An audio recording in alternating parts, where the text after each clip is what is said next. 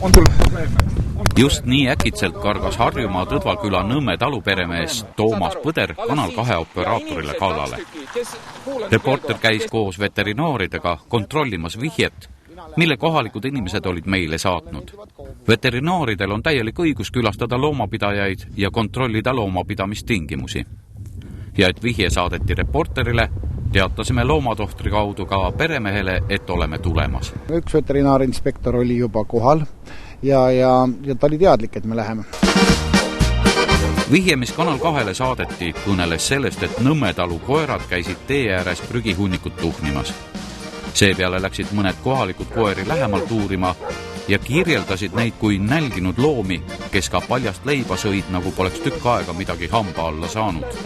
Ka talus peetavad hobused elavad söömata ja joomata omaenda sõnnikus. Ja siis, kui me sinna läksime, siis me lihtsalt jõudsimegi maja juurde ja ümber nurga siis nagu see hullumeelne tormus välja ja kohe kaameramehele kallale. On sul probleeme? On probleeme või? On probleeme või? On või? Kas keegi ütles, et sa tuled siia või?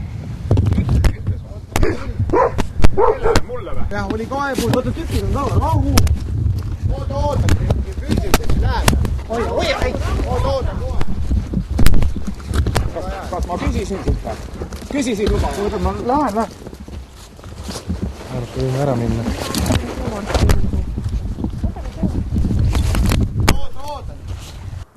Mingi hetk oli minul ka kabuhirm, kui on 2 koera, nagu seal olid.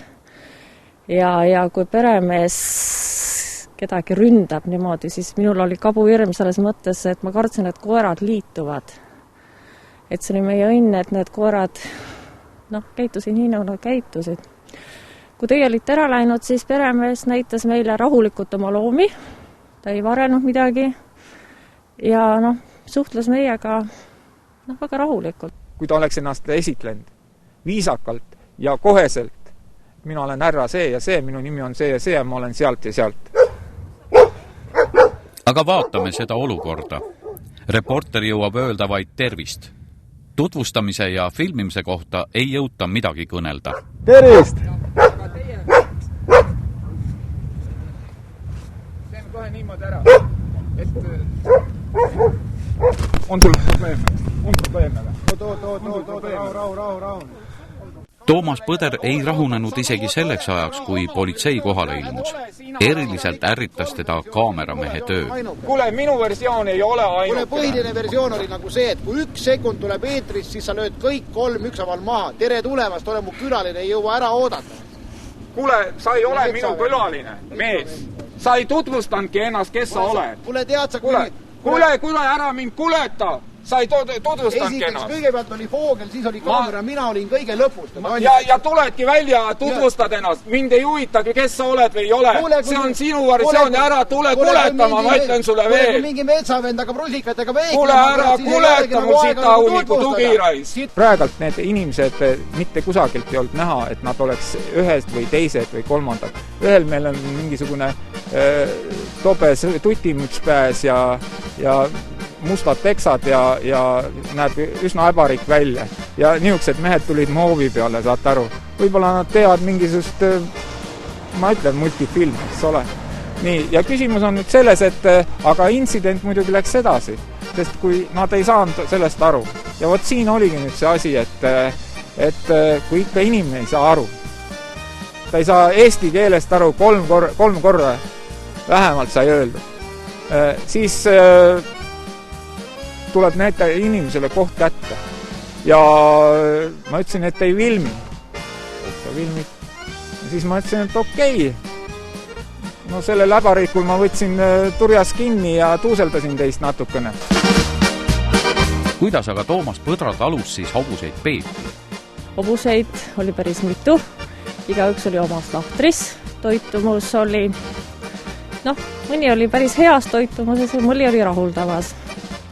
Näha oli, et loomadele oli antud kaeru, kalakukivi paistis olema, juua ja siis olid selles talus olid ka kitsed need olid omaette. Ainuke asi, mille kohta veterinaarid ettekirjutuse tegid, oli koerte vabapidamine. Edaspidi tuleb Toomas Põdral oma koerad kinni hoida ja seda käiakse ka kontrollimas. Peremees võimaldas oma kutsudele natuke liiga suurt ringi.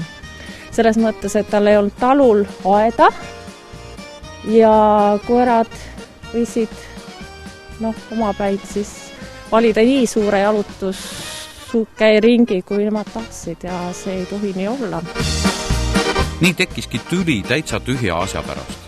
Kui Toomas Põder oleks rahulikult näidanud oma loomi, nagu nad olid ja nende pidamist, siis poleks ehk sellest vihjest mingit lugu sündinudki.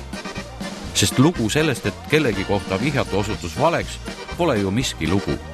Paraku pidas taluperemees telekanalit esialgu oma surmavaenlaseks.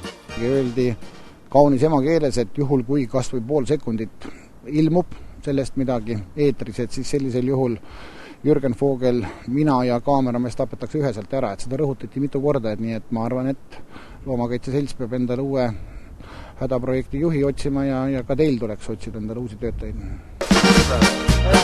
Ka intervjuu andmise eest küsis Toomas esialgu raha, 10 000 krooni. Pika veenmise peale oli mees siiski nõus omapoolse versiooni tülist esitama. Teie saate sellest raha näitate tervele maailma. Ma olen tööpäev. Ei, ja maksadki. Tšeki kirjutad välja. Seda räägi temaga, mina olen kaamera, mina teen oma töö. Palun tšekk välja kirjutada. Aga palju sa tahad siis? Kinni, ma mõtlen. 10 000. 10 000, jah? Sa teed ikka nalja küll meil. Veest pane kaamera kinni ja mine, astu edasi. No mis seal ikka? Tuuseldasin seda äbarikku natukene ja võtsin tal kaamera siis tõesti ära. Kaamera lendas sinna, ma ütlesin, et ei filmi, ta oleks saanud selle ju kaamera kohe tagasi. Aga nad põhimõtteliselt lihtsalt ülbasid. Me oleksime võib-olla siin kõik saanud selle asja ära lahendada, oleks võinud näha ja kuidas ja silmal oleks kord, sest et kohalik ütles ka, et kas seda oli nüüd vaja. Nojah, reporter oli veterinaari kaudu teada andnud, et nad tulevad koos loomakaitsjaga asju kaema. Aga oma alles uuendamisel talu filmimine võinuks Toomas Põdra arvates teda ja tema majapidamist halvast küljest näidata. Seda muidugi keegi ei taha. Samas poleks ju olnud põhjust varjata seda, kuidas tema loomad elavad, kui midagi varjata poleks. Aga eks vaataja suudab ka otsustada, kelle etteheited paika peavad. Toomas Põdra vastu algatati kriminaalasi kehalise väärkohtlemise tunnustel. On sul probleeme? On probleeme? On probleeme?